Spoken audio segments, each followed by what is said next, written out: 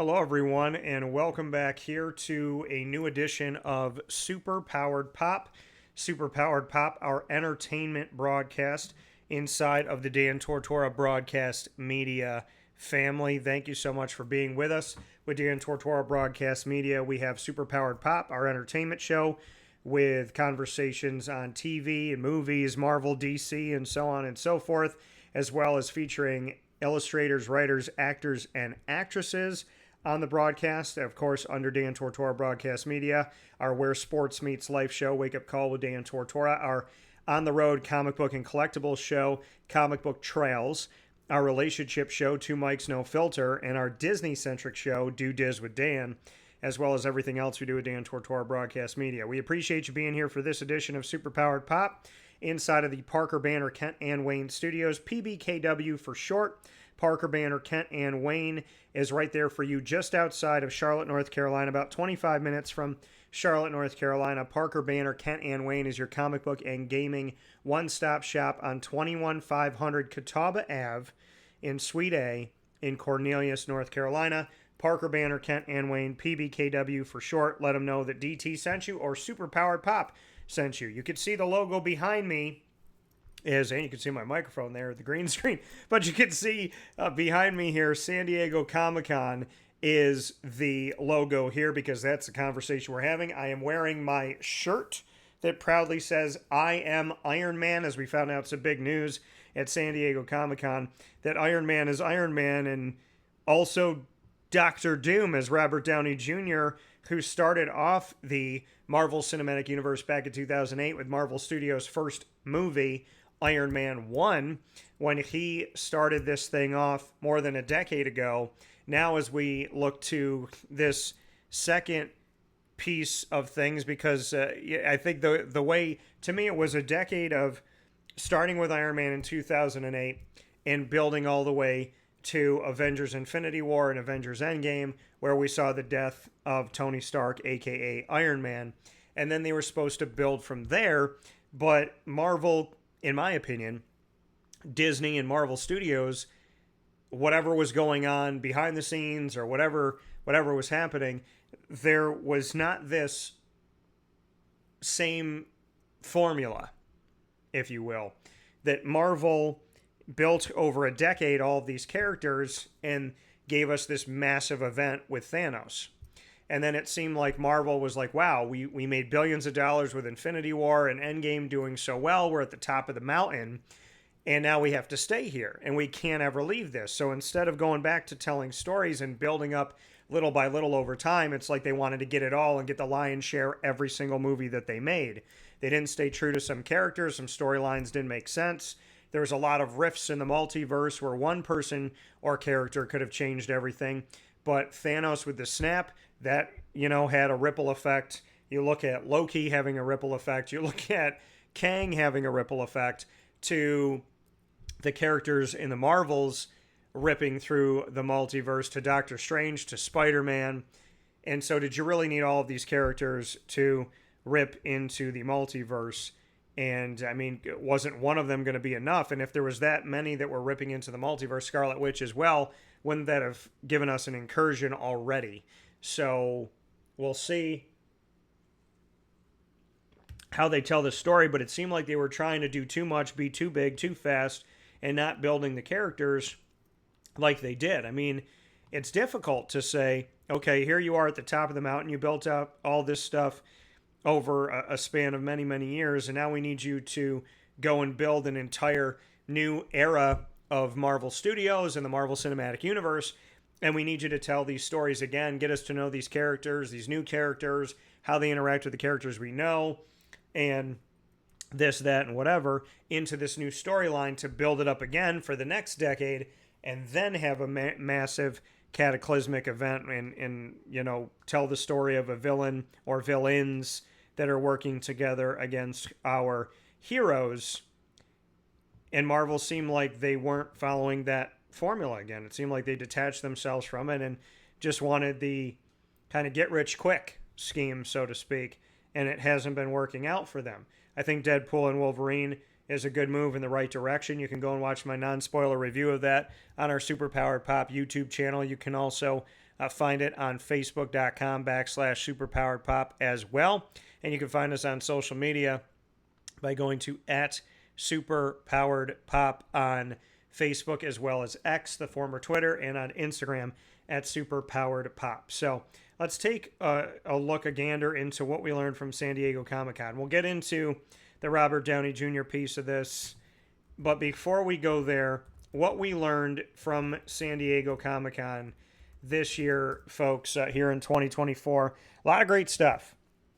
A lot of great stuff happening, and a lot of excitement for what is to come here in the Marvel Cinematic Universe. So when we go back and look at this, there's the opportunity of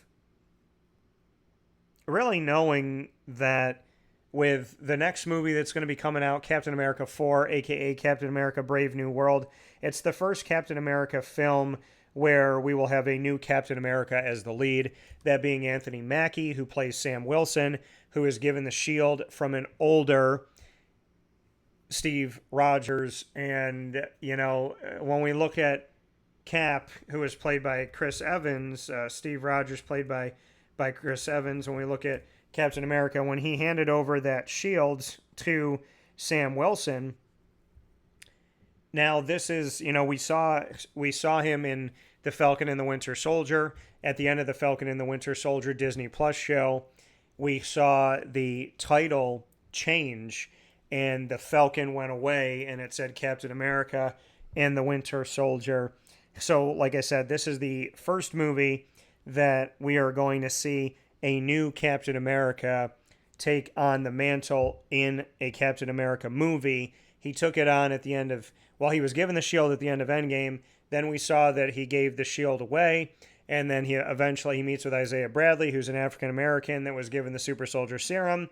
And throughout the Falcon and the Winter Soldier, he ultimately decides to don the mantle of Captain America, that being Anthony Mackie's Sam Wilson.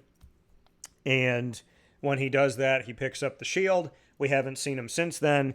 Now we're going to see him with the shield in his Captain America movie. The first three being with Steve Rogers, that being Captain America, the First Avenger, Captain America, Winter Soldier, and Captain America, Civil War. Now we have Captain America, Brave New World.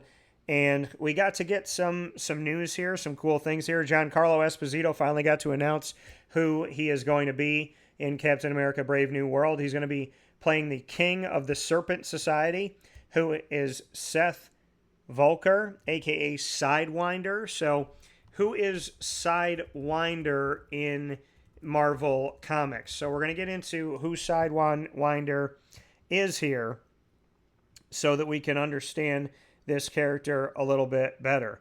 Now, he started out as an economics professor before Roxxon Oil Company chemically mutated him and gave him the power to teleport, starting his criminal career as Sidewinder. He initially worked as hired henchman along Anaconda, Death Adder, and Black Mamba. So this is going to be an interesting story here, as we know that he is now going to be a Sidewinder. I want to get into a little bit more of this, and he's part of Earth 16. So the Sidewinder here, Seth Volker, was born in Kenosha, Wisconsin. As Sidewinder, he was originally hired by the Roxxon Oil Company to retrieve the serpent crown and outfitted with a cloak that had teleportation powers. So I want to go back into that. He was supposed to retrieve the serpent crown, outfitted with a cloak that can give him teleportation. Sidewinder was able to return to the crown to company president Hugh. However, after that stint, he decided to form his own criminal organization, the Serpent Society. Given his ability to teleport, Sidewinder promised his recruits they would never be imprisoned. This attracted several snake-themed villains, and the Serpent Society was quite the success. He also started a romantic relationship with his teammate, Black Mamba. Now, Sidewinder was betrayed at one point by his organization after Viper infiltrated the group. After being poisoned, he was aided by Diamondback, which is awesome to hear because I'm an Arizona Diamondbacks fan. Shout out to that MLB team. Now, he was aided by Diamondback, who gave him the antidote, and the two escaped and survived. On being contacted by Black Mamba, Sidewinder repaid the favor when Diamondback was captured and sentenced to death by the Society and the new leader, King Cobra, saving her from death by lethal injection. Sidewinder, however, refused to help Black Mamba and the Asp escape King Cobra's grasp, saying Black Mamba would not want to be in his debt. Most recently, Sidewinder was seen in a television interview as a post-human expert about the Thunderbolts and has retired from villainry. So we look at this. Skilled businessman was able to build the Serpent Society into a highly successful criminal organization. And on the power grid, he was given intelligence of 3, strength of 2, speed of 2, durability of 5, energy projection of 1, fighting skills of 2. The teleportation cloak allows him to take himself and anyone else with him wherever he wants to go when he teleports. And we know the teleportation power of the mutant Nightcrawler. So this with the cloak is going to be something cool to see. So Sidewinder doesn't have a superpower in the Marvel Comics. He has tech that allows him to be super powered up as we see this teleportation cloak. So this is going to be an interesting component to Giancarlo Esposito. When we find out about these characters like Crossbones, you're like, okay, well, Crossbones tries to make himself more powerful with his tech in order to fight Captain America. And now with Giancarlo Esposito donning the character Sidewinder, who will, I would imagine, don the teleportation cloak, he'll be the king of the Serpent Society and he'll be able to teleport, which will be awesome for the character to see, giving him powers beyond what he actually has. So that was a huge reveal. The movie comes out February 14th, 2025. It's the next movie to come out in the Marvel Cinematic Universe on the big screen, and it'll be Valentine's Day 2025. So we got to see the characters out there, and we also saw Harrison Ford come out as Thaddeus Thunderbolt Ross, who was played by William Hurt, may he rest in peace, for many, many years, starting his career as Thaddeus, a.k.a. Thunderbolt Ross, in the movie The Incredible Hulk, where the Hulk was played by Ed Norton, where we first saw the Leader and we first saw the Abomination. The interesting thing about the Incredible Hulk movie starring Ed Norton as Bruce Banner, a.k.a. the Hulk, and I've said this before here on Superpowered Pop inside of the Parker Banner, Kent and Wayne studios, the Incredible Hulk movie is unique because it's considered Marvel canon, but it is the only movie before Disney bought 20th Century Fox those characters back. Before any of that happened, the Marvel Cinematic Universe considered the Incredible Hulk canon, and the Incredible Hulk was made by Universal outside of Marvel Studios. So the interesting thing about the Incredible Hulk is that of all of the movies made by Marvel Studios, starting with Iron Man 1 in 2008, starring Robert Downey Jr., which began this whole road for Marvel Studios and the Marvel Cinematic Universe, a.k.a. the MCU, the Incredible Hulk was an outlier like these other movies, but ultimately was considered to be part of the Marvel Cinematic Universe. And at the end of this movie, we saw Thunderbolt Ross, played by William Hurt, having a meeting with Robert Downey Jr.'s Iron Man, which was interesting here because of the fact, once again, that this movie was not made by Marvel Studios. So it was the only one to be considered MCU canon that wasn't an MCU made movie.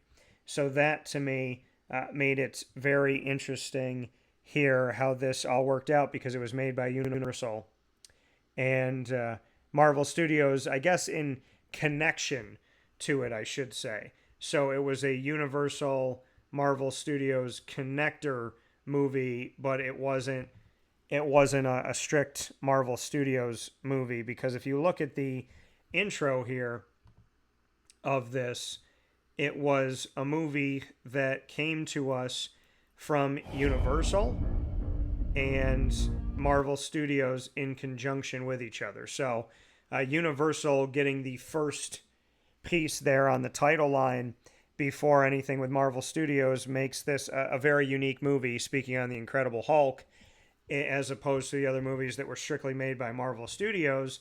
And now that we are seeing Thaddeus Thunderbolt Ross all these years, over a decade later, William Hurt has passed away, and Harrison Ford is playing Thaddeus Thunderbolt Ross, who becomes the President of the United States in this movie.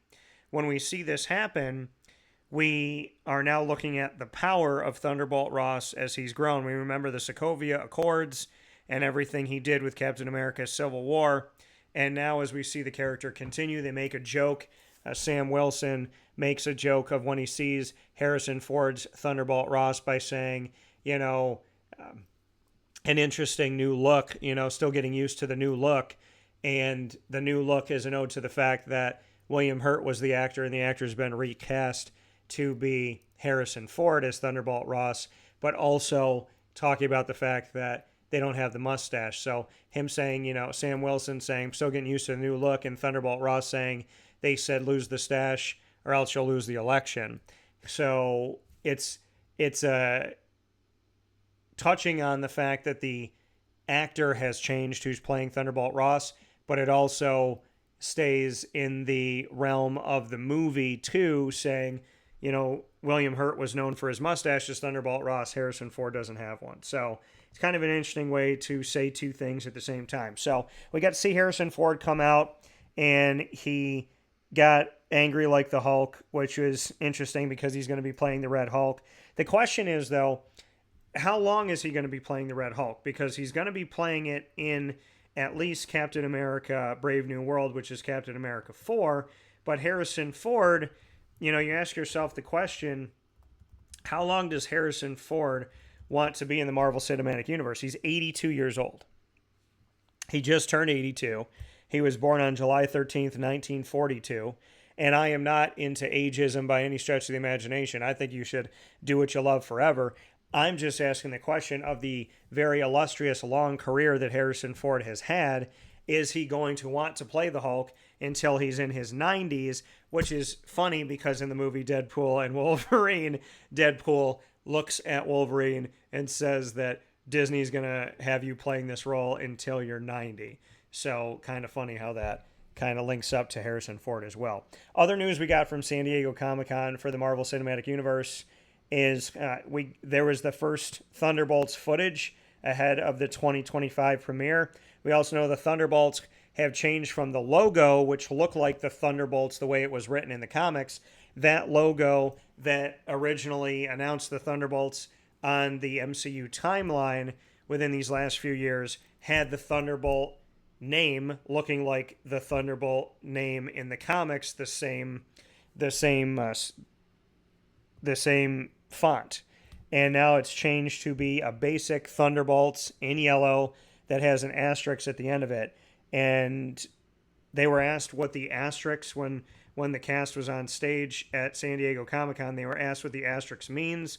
They didn't tell us what the asterisk means, so we're left to sit here and wonder, what is that asterisk? I think what it could mean is that the Thunderbolts think that they're heroes, and they're being told that they're heroes, but in actuality, they're doing things at any cost. They might be killing people, so they might think they're heroes, or they might be told that they're heroes, but I think the asterisk is they're heroes, kind of, in quotations, so to speak. Now, to give some history on the Thunderbolts from Earth 616, they've had a bunch of iterations of their team. And to go back here in time for this, Baron Zemo placed his criminal masters of evil in a position of trust by deceiving the authorities and the public, secretly rebranding the masters of evil as the Thunderbolts. Baron Zemo eventually outed his own schemes to the world, but his Thunderbolts defected, deciding to reform and enjoy the respect their charade had brought them instead. Through the years, the Thunderbolts operated as a virtuous group when led by Hawkeye, Luke Cage, and the Winter Soldier, as well as a patrolling force for the corrupted when commanded by Norman Osborn and Wilson Fisk, a.k.a. Kingpin. So, recently, Luke Cage assembled a new team with the intention of cleaning the legacy of the Thunderbolts name as a superhero team following Wilson Fisk's misuse of the name during his reign of terror. Now, their tagline for the Thunderbolts is "Justice Like Lightning." I wonder if that would be the name of the second movie, if they are to have a second one. But going into the backstory of this, finding himself in an array of unsuccessful attacks against his adversaries, the aristocratic Baron Helmut Zemo succumbed to frustration. By chance, he made contact with Eric Jostin, the Goliath, who had been trapped in a parallel dimension. Helped by the Tinkerer villain Norbert Ebersol, known as the Fixer, Baron Zemo elaborated a plan to rescue Goliath and idealized reforming his former team, the Masters of Evil, a band of superpowered villains originally formed to destroy Captain America and the Avengers. The next lackey to be recruited was Screaming Mimi, which is funny because I feel like I've said this as a nickname, as a joke before, Screaming Mimis, but the wrestling alias of Melissa Gold, who was in deep grief after the death of her criminal partner and lover, Angar the Screamer, during a bank robbery. The high-flying Beetle, alter ego of the engineer Abner Jenkins, was approached next, joining the Masters in an attempt to leave a career of failures. Before the Masters could strike at the Avengers, Zemo's plans were foiled because most of Earth's mightiest heroes were declared killed in action against the psychic villain Onslaught. Without a cause, Baron Zemo embraced Goliath's idea, initially uttered as a joke, of replacing the Avengers and the Fantastic Four in their heroic duty. Masqueraded as heroes with new identities, the Masters of Evil broke this psychiatrist Dr. Carla Soffin, the powerful Moonstone, out of the super prison known as the Vault to round out the team. In the staged breakup, the Masters arrested many supervillains they once had as allies to build a reputation as superheroes. Completely rebranded with new technology and appearances provided by the Fixer, the Masters of Evil were now called the Thunderbolts, a name that was crypto-fascist and friendly, particularly desiring to access the Avengers and S.H.I.E.L.D.'s intel for personal gain and for profit underworld distribution. New identities were faked. Baron Zemo acted as Citizen V, an ironic homage to one of his father's World War II adversaries. The Fixer became the well-resourced Techno. Goliath took on the role of the gargantuan powerhouse Atlas.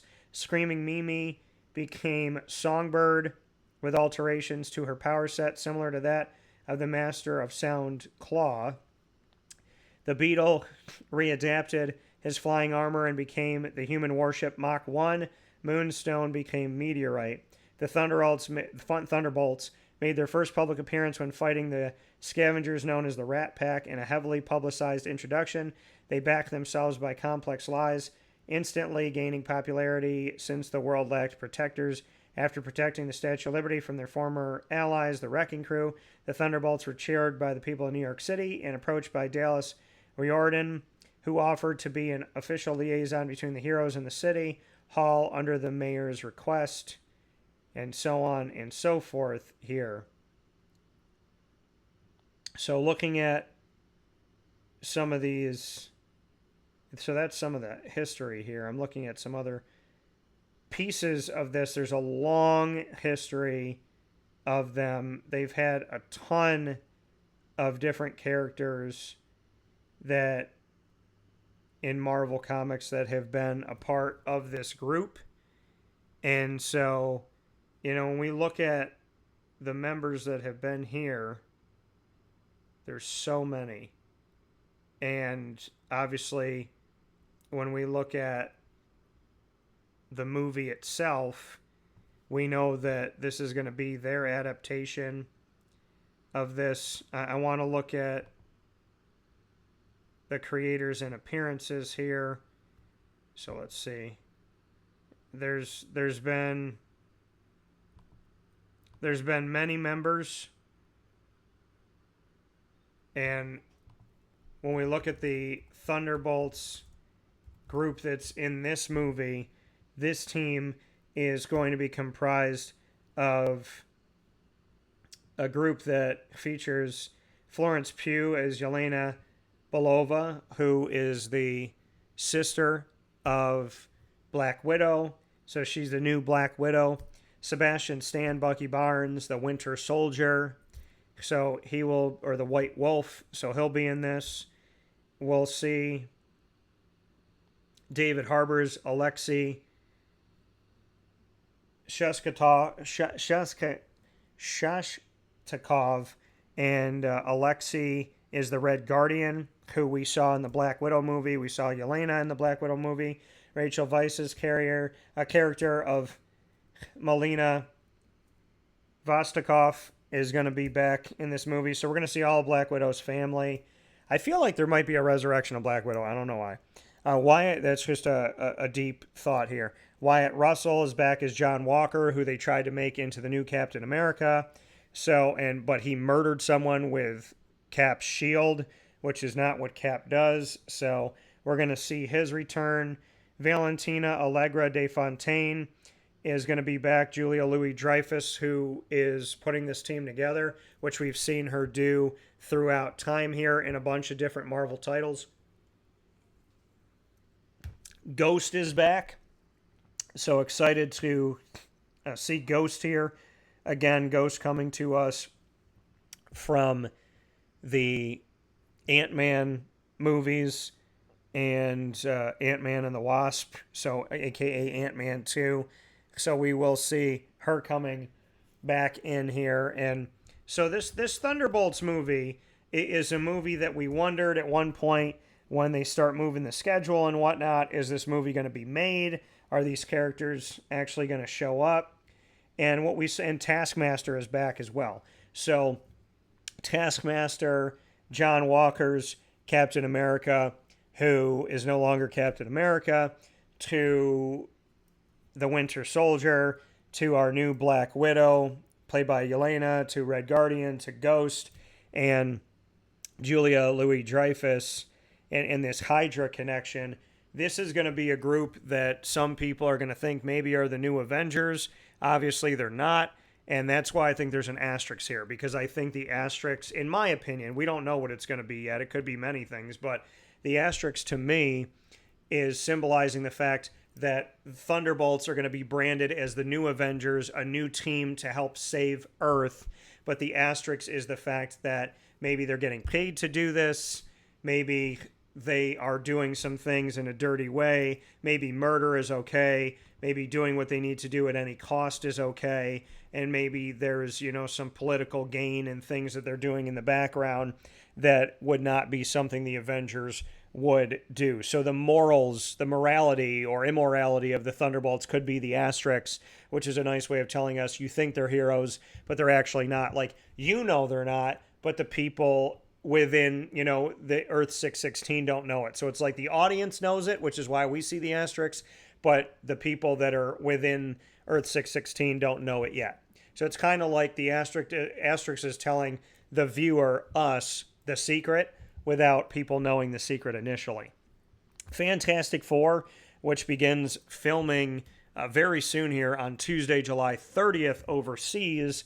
The cast surprised everybody by showing up, and they also surprised us that the Fantastic Four not only is going to be called the Fantastic Four, and be Marvel Cinematic Universe's first iteration of the Fantastic Four, as the 3 movies made about the Fantastic Four came from 20th Century Fox, with Fantastic Four, and then Fantastic Four Rise of the Silver Surfer, which was Fantastic Four 2, and then they tried to do it again with an all-new Fantastic Four and an all-new cast. So the last one to play Johnny Storm after Chris Evans was Michael B. Jordan, and, Jessica Alba played the character Invisible Woman, and obviously that has since changed. So when we look at these Fantastic Four movies and the cast, of these movies, we've seen a difference, right? So I want to go back in time here before we go to this new one. And when we look at Fantastic Four, the cast that were the Fantastic Four that we saw from 20th Century Fox back in the day, we saw Ian Grufford play Reed Richards, a.k.a. Mr. Fantastic, who can stretch his entire body. Chris Evans played Johnny Storm, a.k.a. the Human Torch. Michael Chiklis played Ben Grimm, the Thing. Jessica Alba played Sue Storm, a.k.a. the Invisible Woman. They reprised their roles when they went up against the Silver Surfer. And now when we look at the Fantastic Four, and then the Fantastic Four after that, we saw a Fantastic Four in 2015. 10 years later from that first Fantastic Four in 2005, a decade later, we saw a new Fantastic Four. As far as actors and actresses, Miles Teller played Reed Richards, a.k.a. Mr. Fantastic. Michael B. Jordan played Johnny Storm, a.k.a. the Human Torch. Jamie Bell played Ben Grimm, a.k.a. the Thing. And Kate Mara played Sue Storm, a.k.a. Invisible Woman. Now we have an all-new cast, and that all-new cast was announced in these past few months here. We got the new cast of The Fantastic Four, which is now called The Fantastic Four First Steps. And this movie's coming out in 2025. So kind of interesting here how they've done this, because keep in mind, 20th Century Fox had the rights to these Marvel characters of the Fantastic Four and the characters connected to them like Silver Surfer and Galactus. So these were all, a part of 20th Century Fox. 20th Century Fox gives us the first iteration in 2005. Then they do a reboot in 2015. And now Marvel's doing their first Fantastic Four movie in 2025. So just the irony of 10 years of each of these iterations, right? 2005, reboot in 2015, reboot in 2025. It's funny how that worked out, that every 10 years we're seeing a new group, but the Marvel Cinematic Universe, I would imagine, hoping that this group that we're going to meet in the Fantastic Four First Steps is going to be the one that sticks. And Pedro Pascal is playing Reed Richards, a.k.a. Mr. Fantastic. Joseph Quinn is playing Johnny Storm, a.k.a. the Human Torch. Eben Moss Bacharach is playing Ben Grimm, a.k.a. the Thing. And Vanessa Kirby is playing Sue Storm, a.k.a. the Invisible Woman. And this Fantastic Four, called First Steps, this was released at San Diego Comic-Con. What does First Steps mean? What is the meaning behind First Steps for the Fantastic Four is a big thing that we're, obviously asking ourselves coming off of San Diego Comic-Con. So it hints at a Fantastic Four origin story, as the movie is going to be in the 1960s. So that First Steps here, going back to the origin of who the Fantastic Four is, and the title being explained to us here, and the deeper meaning behind it. So, and I want to thank Marvel's database online for helping me in speaking with you today on Superpowered Pop with background information about the history of these characters in the comics. So I want to thank Marvel's database. I also want to thank places like Screen Rant for breaking it down, some of this stuff. And so the third reboot of the Marvel Comics series, that being the Fantastic Four First Steps, the first movie done by Disney, a.k.a. Marvel Studios. And the clarity here, so what does First Steps mean? Taking a look at this, they gain their superpowers. Once again, if you don't know the Fantastic Four, we see Mr. Fantastic, the Human Torch, the Invisible Woman, and the Thing gain their powers from getting hit by cosmic radiation during a space mission while on an unauthorized rocket ship. This occurred back in 1961 when Earth is taking the first steps toward space exploration. Now, the clip that was shown during the Marvel panel, looking at the origin story here, the clip was shot like a 1960s commercial from what I'm being told here, depicting them prepping to blast off into outer space Each of the four main characters is wearing an astronaut suit with their first initial and last name. The cinematography style here shows us this origin, points to the origin story for the Fantastic Four, which is good to tell, right? Because, people talk about why do we need to see the origin story when Spider-Man has had 3 iterations from Tobey Maguire's trilogy to the 2 made with Andrew Garfield and then on to Tom Holland from there.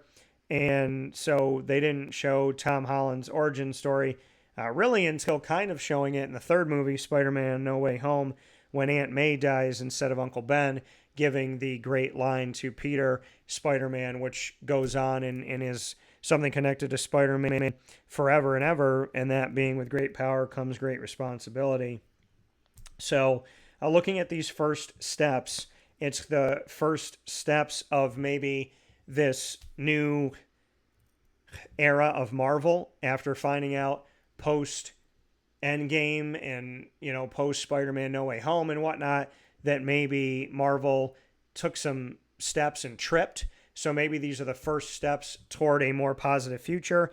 Maybe the Fantastic Four first step stands for Kevin Feige saying, we're taking the first steps in this new direction, in this new saga. Maybe it's going to be the multiverse saga. Maybe it's going to be something else. But maybe the Fantastic Four first steps title, in my opinion, is a way of saying from Kevin Feige and Marvel Studios that we're taking our first steps in a new direction.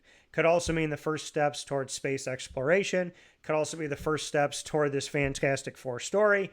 Could be the first steps toward Galactus and what's going to happen in the galactic world of the Marvel Cinematic Universe, which we've seen with Celestials and the Eternals and the Guardians of the Galaxy, as well as with Thanos and so on and so forth. So could be many meanings here, but I'm excited to see what's going to come from the Fantastic Four now that we know from San Diego Comic-Con that the Fantastic Four has the working subtitle First Steps, which could hold a lot of different meanings. And then finding out that Avengers 5 has been renamed. They've gone away from Kang. I never really understood Kang the Conqueror being the new villain. I didn't really. And the thing is, when they started the Marvel Cinematic Universe with Marvel Studios in 2008 with Iron Man, they didn't know if it was going to work. And Thanos didn't show up in the first movie or the second movie so it took a while for Thanos to show up, and we built toward Thanos for a decade, and we would see him and then we would go like, okay, he's there, now he's not there, like he's in the background, but what is he doing? He wasn't constant. With Kang, it was like, hey, we're done with Thanos, now we're going right into Kang, we're announcing the Kang dynasty, we're showing Kang the Conqueror, we're putting him in Ant-Man 3, and I just felt like it was too much, right? To say, like, this is our villain, this is where we're heading. Build it up. Don't tell us who the villain's going to be right off the bat. When we first saw Thanos sitting in a floating chair in space, my buddy Ross Turetsky and I, we had no idea who he was. And this guy stood up in the theater at Cinemark, which I love Cinemark theaters, by the way. I hope we get one in Syracuse. And no offense to any other theater, I just like Cinemark. And we saw this purple-looking guy sitting in a chair, and this guy got up, and he walked over toward us, and he looked at us, and he was like, man, that's crazy. Like, they got Thanos. And he looked at us, and our faces must have shown that we had no idea what he was talking about. And he's like, by the look on your face, you guys don't know who the hell Thanos is. And we were like, no. And a lot of people didn't. And in the case of Kang the Conqueror, I think a lot of people didn't know who he was, but it built up over time. Kang the Conqueror, to me, was not an Avengers-level threat. It wasn't big enough for me. It was no offense to the actor. It was no offense to the idea of having Kang. It just didn't make me go, whoa. I think if you brought Ultron back, that would make sense to me because they made him way too weak. They brought Ultron into Avengers 2, Age of Ultron, and killed him, which is ridiculous. And can you really kill artificial intelligence? Which is why you have to be very careful with creating it, because can you ever kill it? When you create something that has the ability to learn, would it ever allow you to kill it? Is the question, which is why man versus the machine is a dangerous thing in real life, not just in Marvel Cinematic Universe life, because we are creating AI, and not the smartest thing for humanity to do is what I'll say. So if Ultron was back, I would consider him a threat that could take over a decade or a decade to tell. I think there's other, Galactus could be a massive threat. I think obviously the Celestials can be a threat. So there's a lot to be said about that. Doctor Doom. But when they went with Kang, it didn't really make sense to me. And I was just sitting here the whole time going like, is that really the movie I want to see? And then obviously some stuff happens with Jonathan Majors, unfortunately, off camera. And God bless with everyone in that situation to heal and be well and stay well in Jesus' name. Most precious. Amen.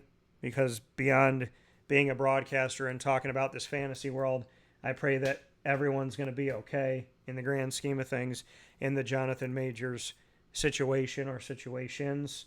I never want to hear about somebody getting hurt or affected in a negative way in any way, shape, or form. So before any of that happened with Jonathan Majors, I just wasn't pushed by it.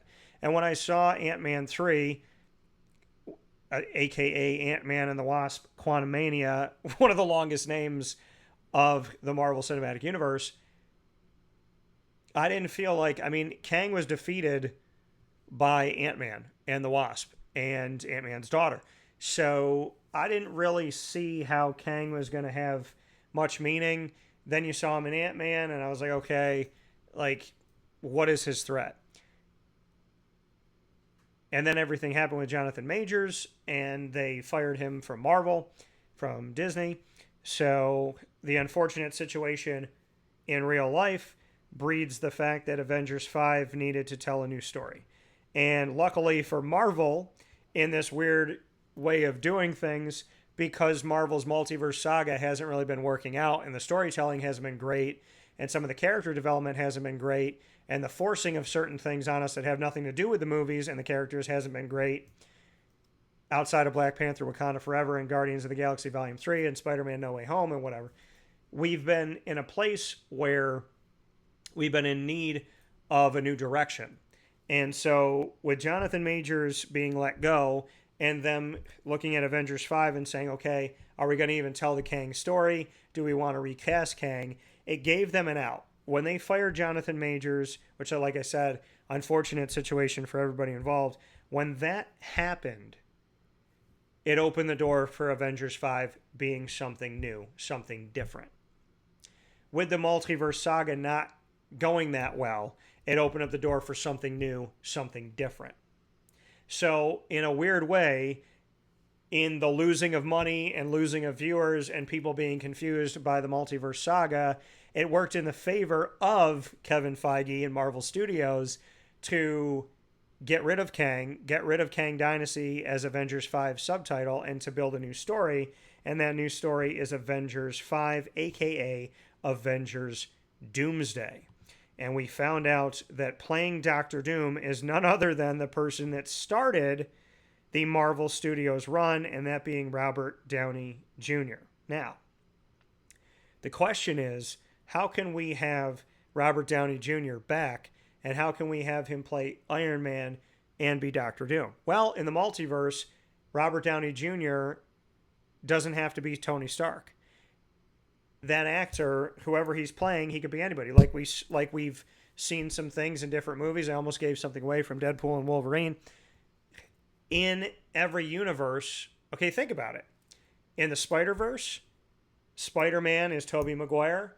Spider-Man is Andrew Garfield. Spider-Man is Tom Holland. So it's not always the same face.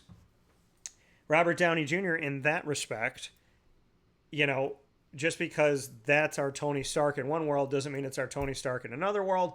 And Tony Stark could be Doom in one world and be Robert Downey Jr., and Tony Stark could be Iron Man in one world and be Robert Downey Jr. So let's look back in the history here, and I want to shout out Den of Geek for their help with this as well. When we look at the fact that Robert Downey Jr., and this is a really cool reveal, that, they had a bunch of Dooms standing there, and then they separated to a Doom that was in the green cloak. and that Doom took their mask off and it was Robert Downey Jr., people went nuts. Looking back at the storyline, is that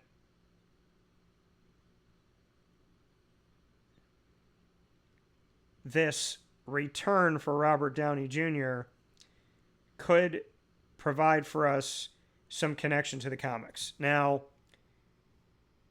the 2015 Secret Wars series, which is not the first Secret Wars, right? The first Marvel Secret Wars in the comics first came to us with the black suited Spider-Man, and when we go back in time to this, Secret Wars was in 1984. They made another Secret Wars in 2015. Now, what iteration are they going to take? If they do the 2015 iteration for the 2027 Avengers Secret Wars movie, because Avengers 5 is going to be called Doomsday, not Kang Dynasty anymore, and it's green instead of purple for Doom. And Robert Downey Jr. is going to be playing Victor Von Doom, a.k.a. Dr. Doom, a.k.a. the biggest adversary of the Fantastic Four, kind of like the Green Goblin is to Spider-Man, but Dr. Doom on a larger scale is a part of really affecting the entire world and outside of the world in the multiverse and so on and so forth. When we talk about Battle World and whatnot, Iron Man gaining power, right? And then Dr. Doom gaining power. We look at what can come from this. We look at the egos of Victor Von Doom and Tony Stark and some of these parallels that we have. Now, the Dr. Doom, when we go back and we look at this, his face gets healed. When we look at the 2015 Secret Wars series in the comics, Victor Von Doom's face gets healed, and when Reed Richards remakes the world that Doom created, now Doom decides to devote his scientific knowledge to making the world a better place. With Tony Stark missing after Secret Wars, Doom takes on the mantle of Iron Man, at least for a while. So we know that in the Marvel Cinematic Universe, outside of the comics, because the MCU sometimes stays true to the comics and sometimes does not, Earth 616 was home to our mutants, to Deadpool and the X-Men and the Brotherhood, to the Fantastic Four, but Earth 616 in the MCU version hasn't seen any of these. And we've been asking ourselves why. Well, we know that legally in the real world, they couldn't use the characters at Marvel Studios. But how do you tell that story on the big screen? You can't say in Earth 616, we can't use these characters because we don't own the rights to them, unless you're Deadpool speaking and, breaking the fourth wall, which he does in Deadpool and Wolverine and throughout Deadpool 1 and 2. Now, so the question is, how are they going to adapt this? Because in Avengers Endgame, Tony Stark, a.k.a. Iron Man's sacrifice, played by Robert Downey Jr., that sacrifice sent ripple effects through the Marvel Cinematic Universe, through space and time. In the comics, after the 2015 series Secret Wars, there's no Tony Stark. So Dr. Doom becomes Iron Man. Well, in this case, it's flipping that the Tony Stark that we know, Robert Downey Jr., was Iron Man, and he's not there after Endgame. So now he's becoming Victor Von Doom. But is this Doomsday going to be back in time? How is this going to connect? Is it a Tony Stark from another universe? So looking at this, we've seen Earth X as well as the Ultimate Universe, where Tony Stark and Dr. Doom work close together, both of them using their brilliance and machinery for larger ends and points of what we might call a bipartisanship. There's a what-if story where Tony Stark and Victor Von Doom are college roommates, and Doom is able to get them to essentially switch minds. Stark becomes Doom, going back to Latveria, where he assumes the famous villain's armor, while Doom becomes Stark, an authoritarian Iron Man. And what we got from San Diego Comic-Con is, after Robert Downey Jr. takes off the mask that reveals that he's going to be playing Dr. Doom after playing Iron Man in the Marvel Cinematic Universe, he says, same mask, or he says, new mask, same task. New mask, same task. And when I heard him say new mask, same task, right? New mask, not the Iron Man mask, now Victor Von Doom's mask. New mask, same task. The task has always been a suit of armor around the world.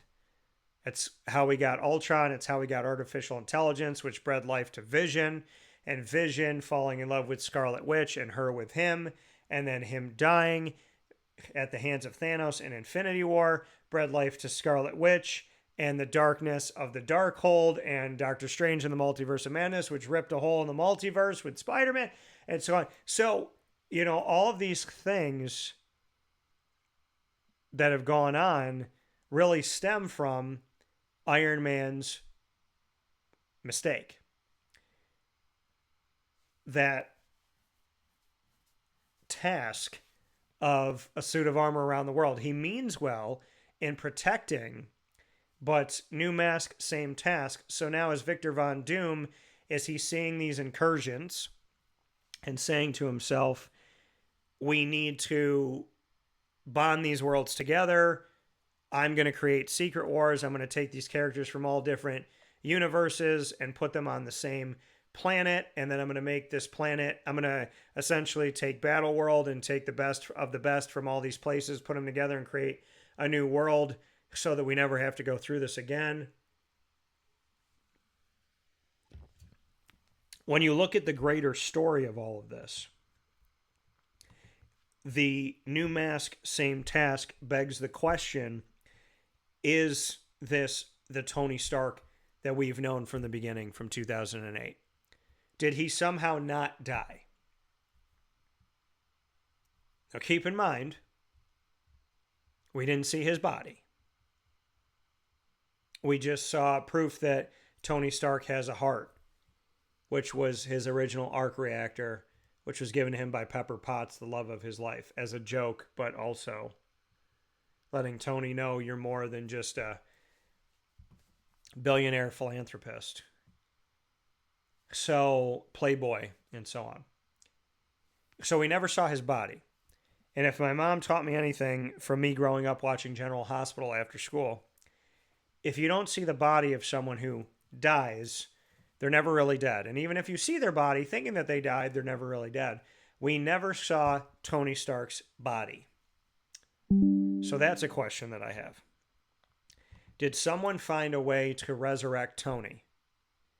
We know that in the Ironheart series, there's an artificial intelligence essence of Tony.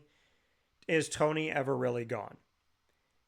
And in the comic books, Tony continues to show up, right? So you can see there's a lot of things that I kind of have to unpack here in the news of Robert Downey Jr. being Doctor Doom and getting the announcement that Avengers 5 has been renamed from Kang Dynasty to Doomsday, which leads us into Avengers 6, which is Secret Wars, and Doom leading us into Secret Wars makes perfect sense to the comics. And May 2026, we're going to get Avengers 5, Avengers Doomsday. And in May 2027, we're going to get Avengers 6, which is Secret Wars, which was previously announced to us that Avengers 6 was going to be called Secret Wars, but they changed the logo of it at San Diego Comic-Con here in 2024. So here's what I want to unpack.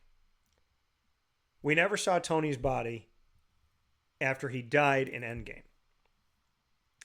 So was that Tony's wishes for Pepper to keep his body?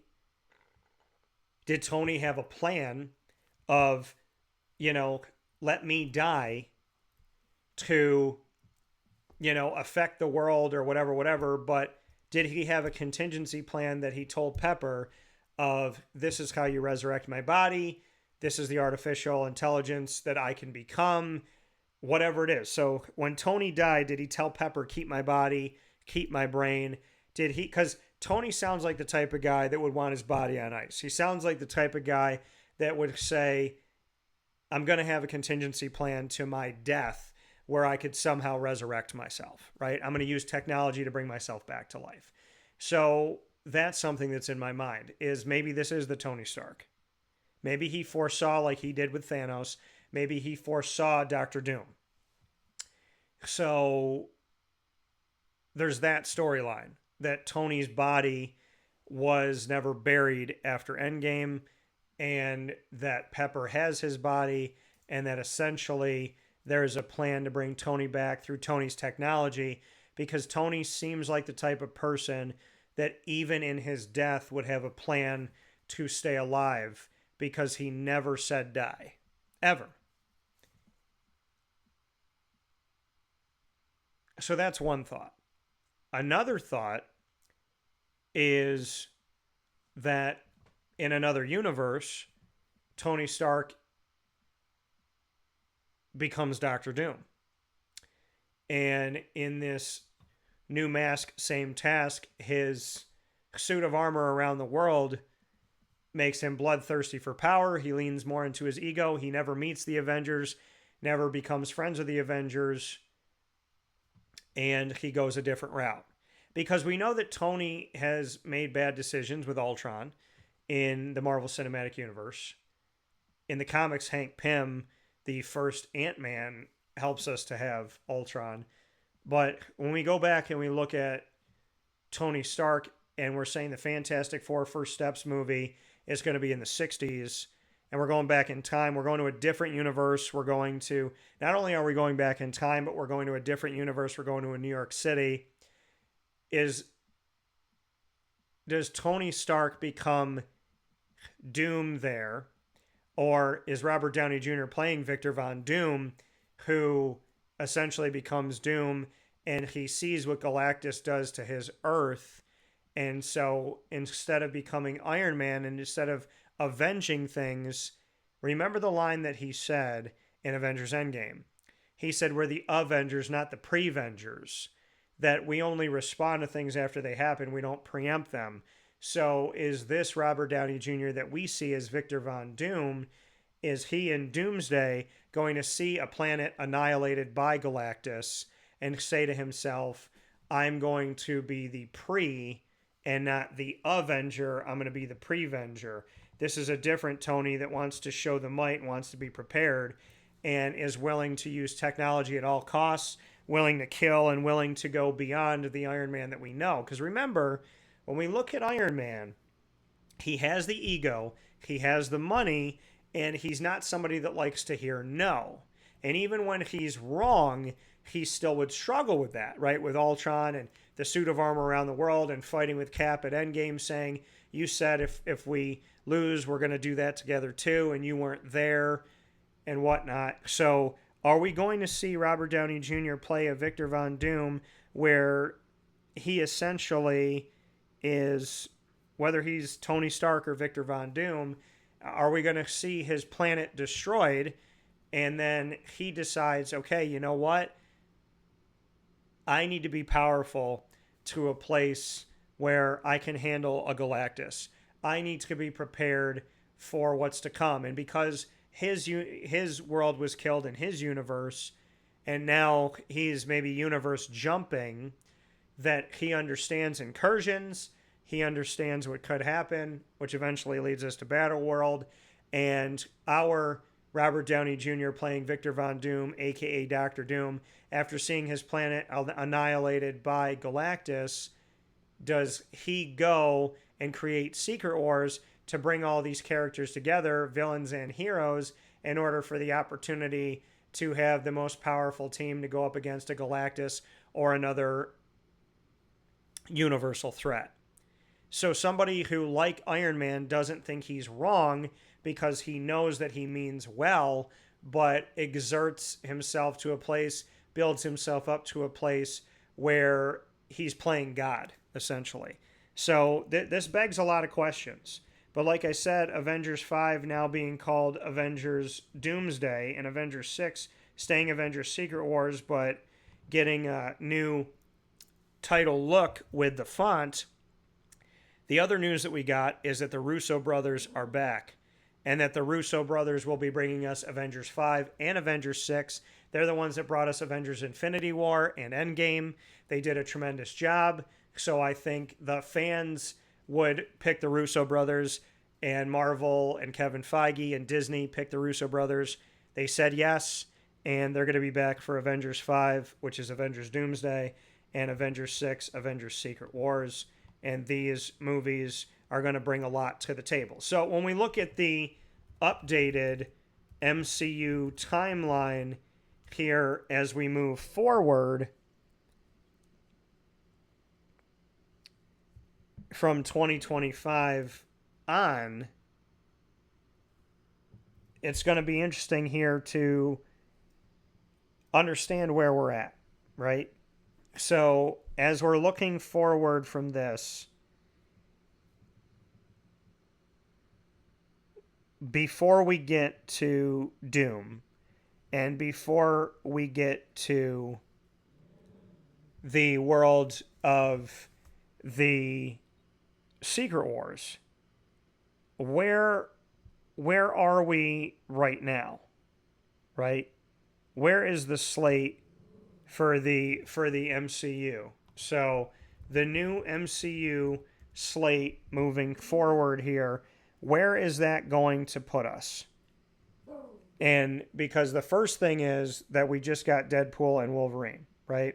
So we got Deadpool and Wolverine, but now as we move forward, when we look at Marvel Phase 5, because Phase 4 was just whatever it was, but Phase 5 here, we had Ant-Man and the Wasp Quantumania, we had Guardians of the Galaxy Volume 3, on Disney Plus we had Secret Invasion, which was very confusing, Loki Season 2, The Marvels, What If Season 2 on Disney Plus, The Marvels was a movie amidst all this, Echo on Disney Plus, then we got Deadpool and Wolverine. Agatha All Along is the next Marvel title. It's not in the theaters, but it's going to be on Disney Plus, September 18th of 2024. Agatha All Along for Agatha Harkness, who we first met in the WandaVision TV show with Wanda Maximoff, a.k.a. the Scarlet Witch, and the Vision, which led us to White Vision when the Vision that she originally fell in love with was brought back to life as the White Vision after the Time Stone was taken out of his head when Thanos killed him. And so we'll see what Agatha All Along is all about. Then Captain America Brave New World, as I mentioned, February 14th, 2025. Daredevil Born Again will come to us on March 2025 on Disney+. Thunderbolts with the asterisk will be May 2nd, 2025. And Ironheart's supposed to come out on Disney+ after that.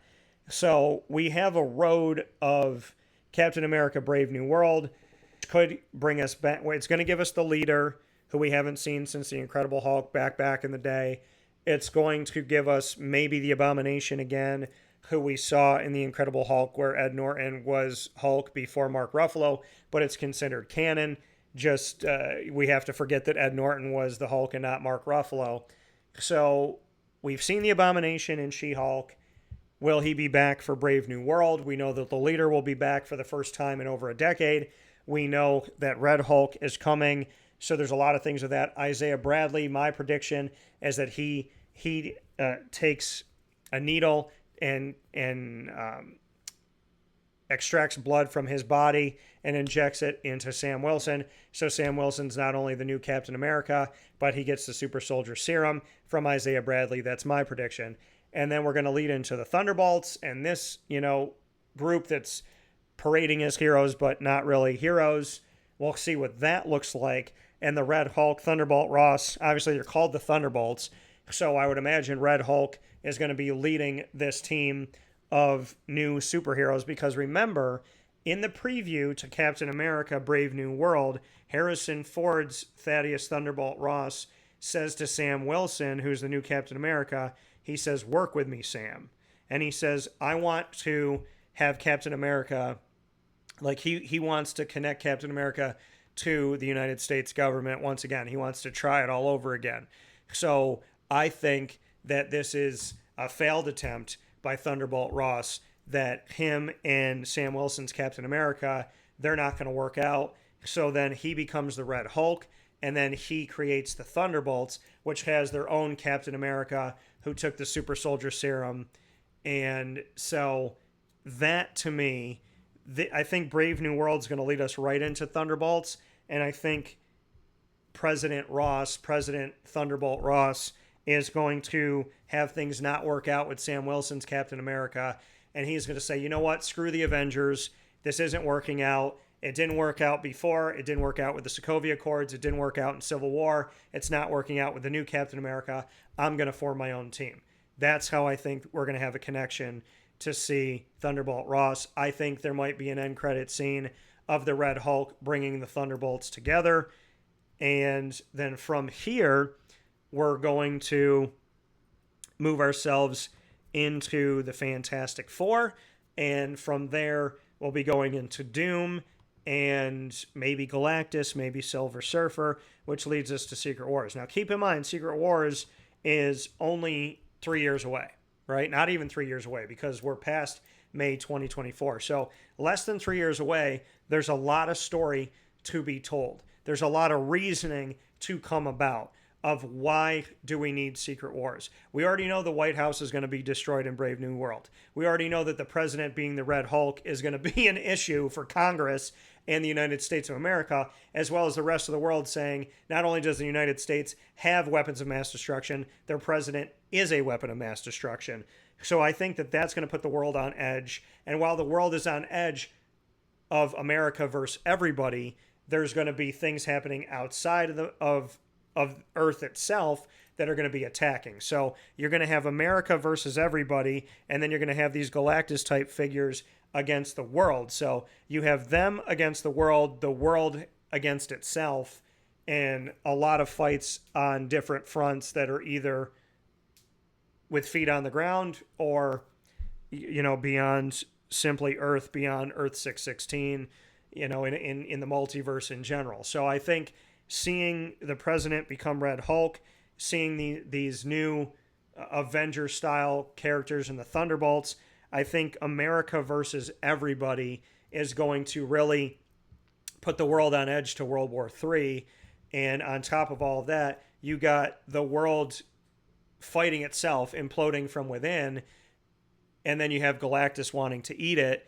So a house divided against itself cannot stand. Galactus sees it as an opportunity, this, that, and the third. So it's going to be interesting how this all happens. And it's going to be interesting to see the Fantastic Four First Steps movie, that if Galactus does destroy their version of 60s New York City in a different universe, in the multiverse, it's not Earth 616, if that ends up happening, then, you know, how do these Fantastic Four get to us? And what is that connection? So there's a lot of story to be told over less than 3 years, and I'm hoping that Marvel is not rushing Secret Wars, because you don't want to rush any of these characters. We've waited long enough for Deadpool to be in the MCU, which I think they did a great job, and Wolverine being in the MCU, which I think they did a great job, and Mutants being in the MCU, which is yet to be seen what that's going to look like as a team, as well as Magneto and the Brotherhood, and the Fantastic Four, and Galactus, and Silver Surfer, and the Leader, and Red Hulk, and so on and so forth.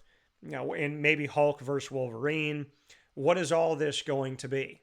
You know, how is this all going to shape out and look in the grand scheme of things? So we found out a lot from San Diego Comic-Con, but we also found out that the Russo brothers have less than 3 years to try and tell a story of continuity. And I would imagine, as each of these titles comes out on Disney Plus and on the big screen, that the Russo brothers would have some type of interaction with Kevin Feige, as well as the directors on these other movies, to make sure that the continuity makes sense. But, like I said, throughout this conversation on Superpowered Pop inside of the Parker Banner Kent and Wayne Studios, there's been a lot of missteps by Disney and Marvel Studios, which somehow could work in their favor.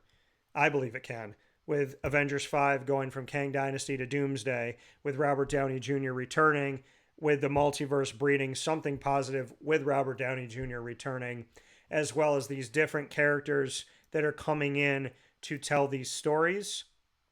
I think that with a lot of missteps, the Fantastic Four First Steps could help us go in the right direction in telling what this story is going to be. But you want to make sure that Marvel takes its time and that Marvel builds. I wouldn't be upset if they push Secret Wars beyond 2027. because I don't know if they're going to be able to have enough time to tell the story they need to tell. And I don't want to rush Doom, and I don't want to rush the Fantastic Four, and I don't want to rush the mutants. So hopefully Marvel is taking their first steps in the right direction. And a lot of the news we got from San Diego Comic-Con is great. And when I said you built a decade starting with Robert Downey Jr., now that you're trying to build your next decade and you didn't start off on the right foot, maybe bringing Robert Downey Jr. back is exactly what they need. We shall see. I'm excited. I'm all for it. I think there's a lot of good to be had in the conversation that we had today, and I appreciate you leaving your comments telling me what you think. From the Parker Banner Kent and Wayne Studios, did Marvel Studios trip into a great scenario that allowed them to bring back Robert Downey Jr., bring us Doom sooner, and tell the story of the Fantastic Four? Is this all working out in a beautiful way, even though it started out not being that great? Can we fix the multiverse, and can we set it right, and can we do it in less than 3 years towards Secret Wars? We shall see. But I do have hope, and I do think that there's some messages and some context and reasons why they picked the characters and the stories that they picked to put us in a place to show us the state of Earth, the state of the United States of America, and the state of the multiverse and the incursion that is inevitable to come. A lot of good stuff coming up, and if I know anything, Galactus is hungry.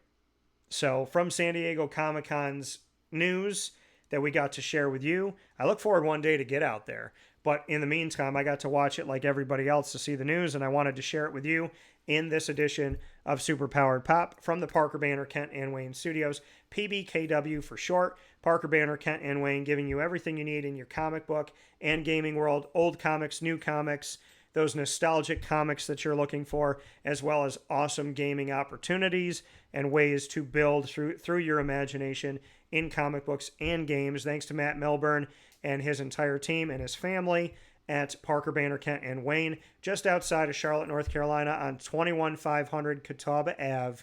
That's 21500 Catawba Ave, Suite A in Cornelius, North Carolina. We'll see you out there. And in the meantime, we'll see you soon on Superpowered Pop. As you always know, your superhero lies within.